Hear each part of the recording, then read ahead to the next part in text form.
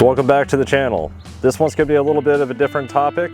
This is kind of my little nitty-gritty that I like to talk about. Let's talk about golf balls and who they're meant for. Because as you read by the title description, Pro V1s are not for everybody, and I guarantee you, you're probably playing the wrong ball for you. So to break it down real quick, everybody more or less has their bias on things, kind of like, are you a Ford or Chevy guy, are you Mac or PC? And you're always going to have new players that are going to be introduced into whatever it is that's going to have that one thing that everyone's going to say. Unfortunately with golf, it's always going to be play a Pro V1. The pros play it, it's the #1 ball in golf. Everybody says play a Pro V1. Or you find these seasoned golfers that have been playing for a long time, seniors, everyone else, they will play a Pro V1. Is it really the best ball for them? Chances are it's probably not. There's a whole thing behind golf balls that most people don't realize. It's not a one shoe fits all kind of thing. There's different brackets and tiers of golf balls for a reason. Not everybody has to be playing a tour ball. To be honest, depending on your swing speed and your skill level, that's probably the worst thing for you. You should be playing something more on the lower end. I'm going to break this video down into 3 different sections. One's going to be introductory to golf balls for beginners. One's going to be breaking into a little bit more explanation for intermediate players seeking better gameplay, some improvement, with the most consistent piece of equipment in your bag, which is going to be your ball. And then kind of touching on, does necessarily seasoned, better players need a pro level golf ball? So in this section, I'm going to focus a little bit more towards the beginners to it, then I'm going to go intermediate and seasoned. The first thing I really want to emphasize on is Pro V1s are not meant for everybody. Tour balls are not meant for everybody. There's a whole thing behind that that irks me so bad is every time I hear somebody new ask somebody, hey, what kind of balls do I play? And they were told, play a Pro V1. Oh, my brother plays a Pro V1, that's why I'm gonna play it. My cousin told me to. The guy at the pro shop says it's the #1 ball in golf. So what you really need to understand is, it is, but it's not a one size fits all. Every single brand has different tiers of golf balls for a reason. Every single brand has different model makes and setups and designs for a reason.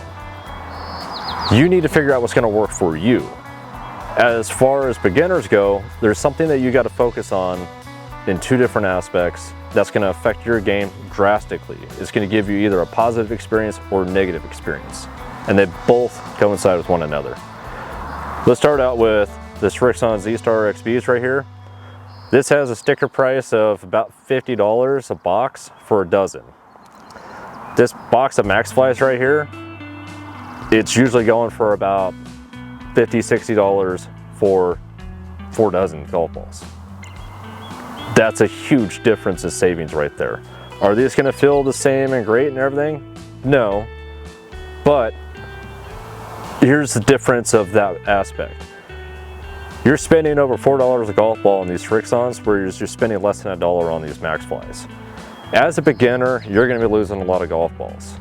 As an intermediate and experienced player, you're going to be losing a number of golf balls. It's just part of the game. It's really, how bad do you want your ball to hurt?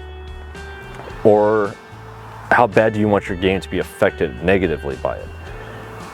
Beginners generally have way more side spin than intermediate and experienced players. That's going to affect their game in a bad way. That's going to be snap hooks, slices, things like that you're going to want to watch out for. So playing a cheaper golf ball is going to keep your ball a little bit straighter.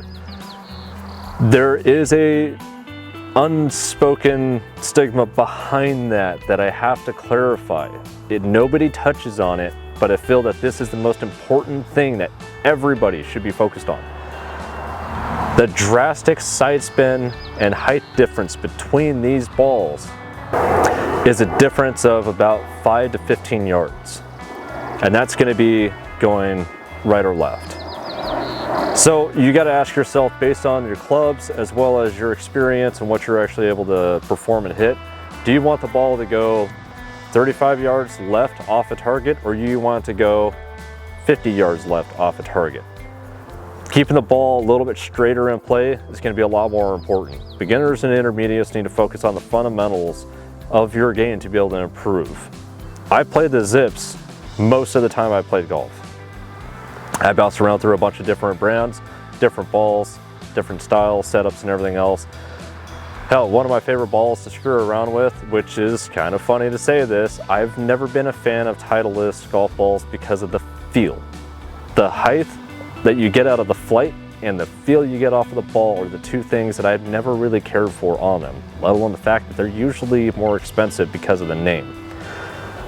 There was an NXT Tour that actually had 200 RPM more spin than the Pro V1. I used to play that one just for, you know, the giggles of it. It was a pretty good ball, except for the cover had no durability. So, I digress from all this. That was a little bit of a deep explanation, but hopefully it gives you a good idea of going with a cheaper golf ball is going to benefit you in 3 different ways. Number 1, it's definitely going to be cheaper. You're going to be losing balls, and you're generally going to want to, you know, replace them as soon as you can and not hurt your bank account. Second one, you're going to have spin reduction on all shots, which is going to be better for you because it's going to keep the ball a little bit straighter and have a little bit more performance in keeping it in play. When you're having to spend 15 minutes each hole to find a ball, it's kind of not that fun. I've been there a lot of times.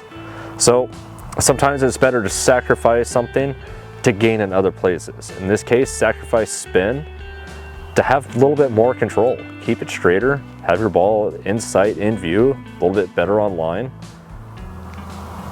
and you're gonna actually have a better round of golf. Believe it or not, you're gonna see better scores. Again, I played this Zip until I became a 9 handicap. My best round in golf was with a Zip. My first eagle was with a Zip on a par 4.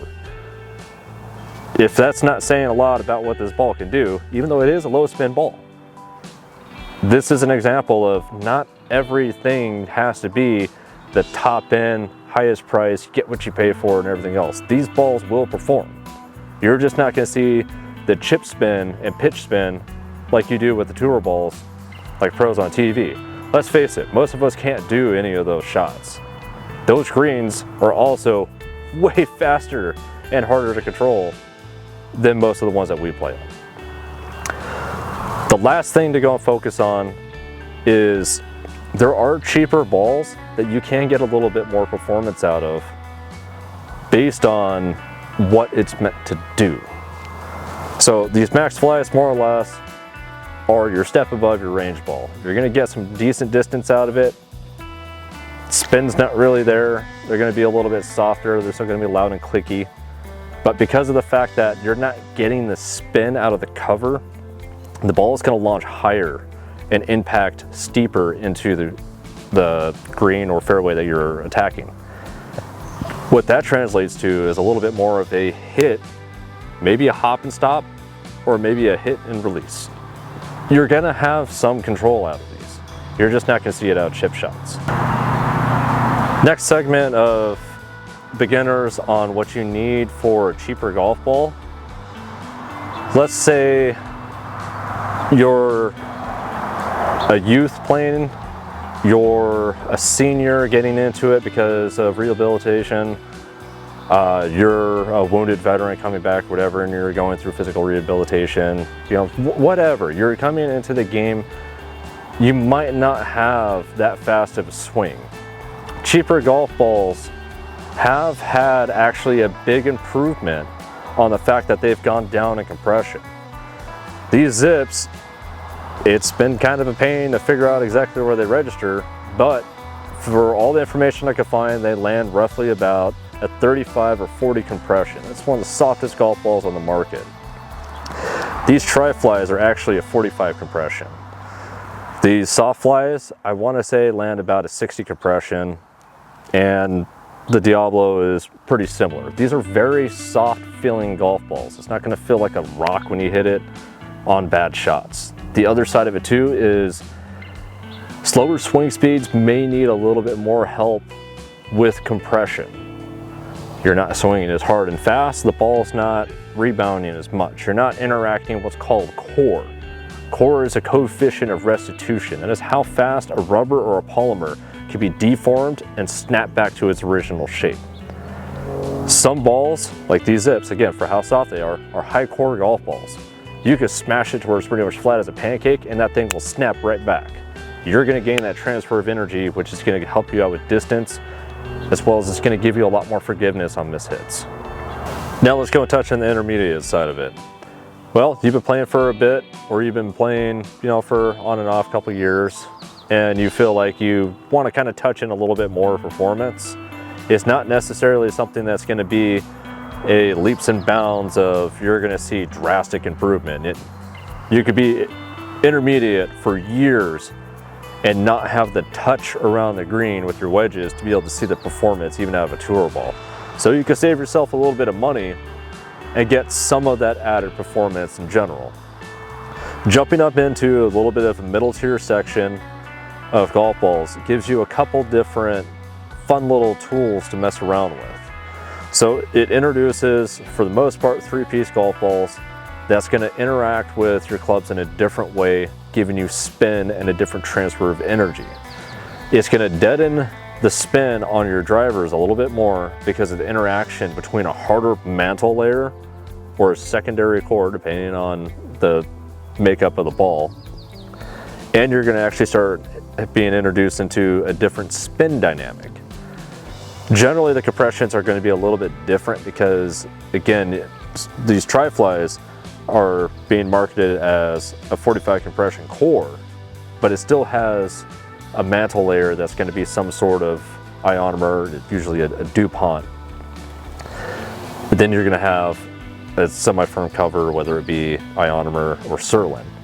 Some have urethane covers, but we're not really going to touch on that just yet. That allows you to have a bit more spin control on how you want to flight your balls differently. So when you're coming into an approach shot into the green, or you're coming in at, say, 150, 160 yards, do you want to flight a little bit higher and have that impact land a bit steeper to give you a little bit of control on a tight guarded pin? You could get that out of these golf balls. Not saying you can't out of these. I'm just saying there's a little bit more room inside the design to allow you to be able to do that. Now there is a caveat when you start going up into the price range of golf balls. They're going to cheap out in some aspects. Usually it's the cover, hence the reason most of them are ionomer. Ionomer is durable to a point, but to get that spin, you're going to have to make the cover softer. That means you're going to lose durability. Hands down, these two golf balls right here are probably the most durable on this table. I have hit trees with Zips, and they've been playable after that. I've hit Cart Pass, it's got a little bit of nicks and stuff in the cover. It's questionable if it's playable, but I can still finish out holes and it's not really gonna affect my game that much. Max Flies, it's about as durable as they come. These Diablos and these Max Flies are some of the softest golf balls that I've hit. These things are so soft, as a matter of fact, that you could just dig into the cover so easily that when you have a wedge shot, a full wedge shot, a pitching wedge, 9-iron or 8-iron, a full swing attack, you're probably going to damage the cover and you're going to get a bunch of fraying and skin of the cover starting to come off. The downside of that is you are paying a little bit more to get these balls to lose out on the durability to it. That's where you start to kind of pick and choose around on the market of, do you want to spend about $5 or $10 more to stay in that area for price and get a little bit more durability out of it? You can. That's where like Volvic and stuff comes in. These are great performing golf balls with good durability. You could kind of step up in some of the different ball markets to, say, like the Srixon Q-Star Tour, the Top Flight, or not Top Flight, scratch that one, that ball's terrible. You could go and touch into TaylorMade Tour Response. I don't remember what Callaway's middle ball is, but there's different areas that you can touch into that starts introducing, say, urethane cover, or even just it's a little bit more of a premium in the cost, but you're gaining a little bit more out of it in overall performance. The more you spend in some areas, you are going to actually get what you pay for. Unfortunately, the middle range area, you're going to be paying for predominantly in durability. As an intermediate player, if your iron game is on par and you're doing great, as well as your drives are controllable and you're fine, it comes down to, are you staying intermediate because your putting's terrible, or do you need a little bit more around the greens? You can jump up into the more premium side of it and touch on tour balls. I would recommend at that point sticking towards like Snell or Vice or different cheaper aspects like that that allow you to have that premium ball performance at about $15, $20 less than what you're paying for in that. Now let's go and touch into the seasoned golfer, or more or less high experienced, low handicap, that sort of category. I'm gonna say there's two balls in the market that probably aren't best for you. I'm still standing on this hill. Pro V1's probably not the ball for you. And to throw into that one, it is kind of a niche golf ball for who it's for. I'm throwing in the TP5 in the rink with that one as well. Don't get me wrong, I loved the Penta when it first came out. That 5-layer golf ball gave me the most consistent flight across every single club. It was very strange because it was a similar flight characteristic across the board. Had no problems with it. The feel was fantastic. The spin was decent. The penetration for the flight was probably my favorite part about it. Same reason why I like the Z-Stars. It was a very low flying ball, but it was very strange because whether it be your woods, your long irons, your short irons, it was a low flight. It was very consistent. With that being said, the TP5 is not necessarily a good ball for everybody, the same as the Pro V1s aren't the best ball for everybody as well. I'm not saying that Srixon's for everybody. I'm not saying that Callaway's for everybody. All I'm getting at is you're in that category where your skill set is at a point you need to refine things. Consistently playing a Pro V1 could be hurting your game. The only thing that's saving you with it is the fact that you have consistency of the same ball every time you go out and hit, so you know the flight characteristics and the spin characteristics. You may want a ball that spins a little bit more. You may want a ball that spins a little bit less. The reason I prefer the Srixon XVs is because it's got a lower flight. I hit everything stupid high. I do have a pretty compressing ball strike for most of my shots, but I still hit it really, really high, and I needed to bring that flight down. Srixon offered that performance that I preferred by keeping a lower ball flight that was a little bit more boring, kept it a little bit lower under the wind. It doesn't spin as much as other balls out there, but it's more than enough to go and get that hop and stop that I prefer. I don't generally like to back the ball up on all the greens that I hit. I like a combination of either hop and stop or hit and release a little bit. The feel, the compression, the performance, everything that I get out of the Z-Star XVs is on par for what I need and what I'm looking for. Now, I'm not saying that a Pro V1 is not a good ball. It is an excellent ball. Chances are, though, it might not be in the perspective that you're looking for. You might even say tour balls themselves aren't exactly the best thing for you. You could drop down to a middle tier ball. Got it up here as an example, the Q-Star Tour, and use that. Or it might not even be in your budget. You could go and drop down to other brands, again, like Snell or Vice Golf. Those got fantastic options that are at a cheaper price point. That allows you to be able to play without hurting the bank a bit too much. Let's face it, golf's expensive. We're all a little bit of penny pinchers and aspects. It's more about sucking up pride and buying what's going to be best appropriate for you. If there is a brand that you have interest in and they have a fitting days going on, go to those. They will have the offerings of the different balls that they'll allow you to hit generally on course or on a range that allows you to be fitted by that company for what they're offering in their ball category. That will give you a better idea what is best for you. So with all this being said, one of the things across the board, stick with something. If you find that, say the Tri-Fly works best for you, and that out of all the balls you've sampled tends to have the better characteristics that you're looking for, or just in general you're playing better with it, stick to it. When you go and pull a dozen balls out of your bag, it should be the same dozen. It doesn't mean you can't go around and sample different ones to go and see what's going to work out. Try to stick with the same ball. It's going to help out your gameplay tremendously because you know the flight characteristics, you know the spin, you're going to know the performance, and you don't have to think about the ball itself when you go to hit other than, hey, is it destroyed or not? I go back to the beginning of all this of saying the Pro V1 sucks, it's not meant for anybody, by pretty much just saying, hey, you know what, it's time to go and put that ego in check and ask yourself, is it really the ball that's for me because it's the #1 ball in golf on tour?